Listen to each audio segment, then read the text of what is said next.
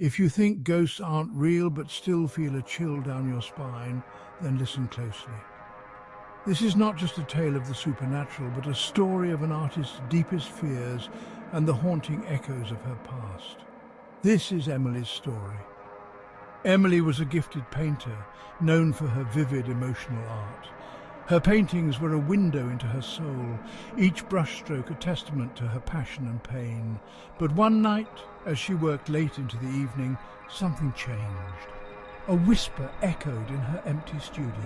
"Emily, your art is worthless." The words were like a dagger to her heart, piercing through her confidence. She looked around, but there was no one there. The studio was empty, save for her and her canvases. She tried to ignore it, convincing herself it was just her imagination. But the voice grew louder each night, relentless and unforgiving. It was as if the very walls of her studio were closing in on her, suffocating her with their oppressive presence. A cold presence lingered, especially where her unfinished works lay. It was as if the ghosts of her incomplete creations were haunting her, demanding to be finished, yet mocking her inability to do so. The air grew colder and the shadows seemed to move of their own accord. "You will never be good enough," it taunted. The voice was filled with malice, feeding on her insecurities. Each night it grew more insistent, more cruel.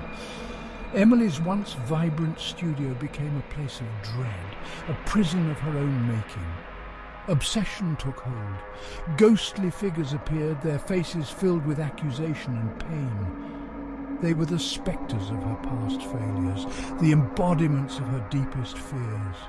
They watched her, with hollow eyes, their silent judgment weighing heavily on her soul. Emily's past trauma resurfaced. Harsh criticism from a mentor she once admired. His words had cut deep, leaving scars that never fully healed. Now those old wounds were being torn open, the pain as fresh as the day it was inflicted. It blended with her current fears, questioning her sanity.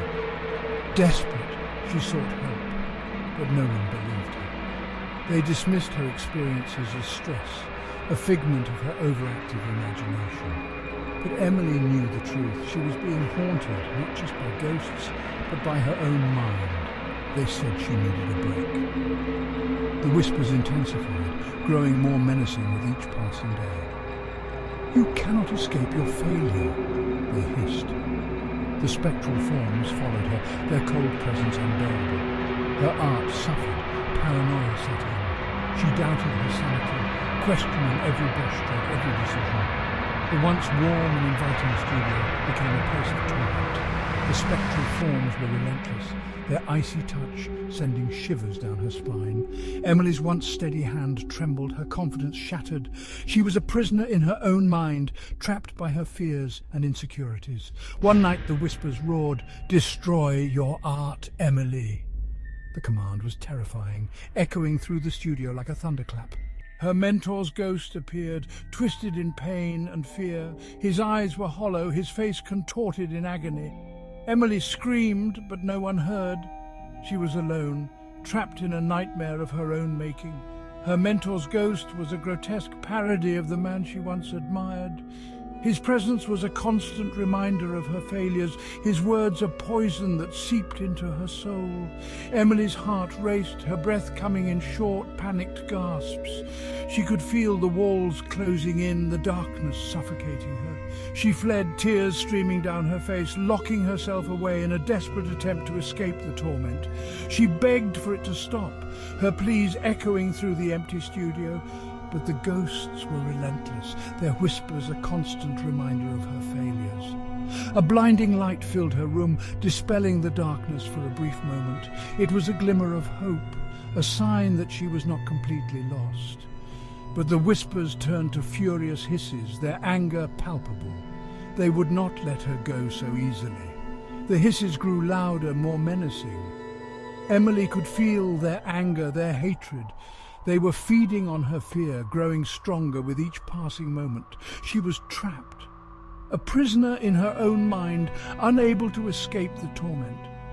But then a warm presence pushed the darkness away. It was a comforting embrace, a reminder that she was not alone. She learned her studio had a dark history, a place where fear and suffering had taken root. The ghosts were not just figments of her imagination, but the remnants of a dark past.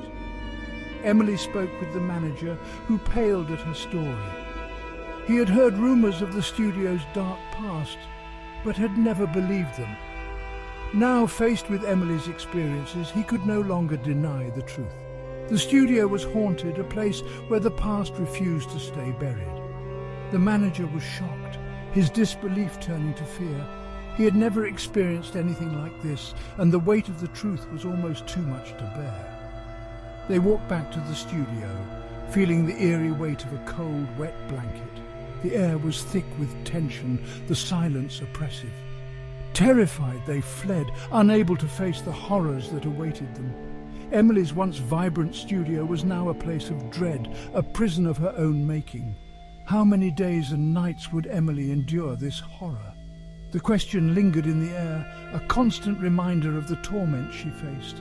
Emily endured sleepless nights, her mind a battleground of fear and doubt. The ghosts were relentless, their whispers a constant reminder of her failures. She was trapped, unable to escape the torment that had taken hold of her mind. Would the manager also be haunted? The question hung in the air, a constant reminder of the darkness that lurked within the studio. Tick-tock, tick-tock. Only time will tell. The story of Emily and her haunted studio is a chilling reminder of the power of fear and the ghosts that haunt us all.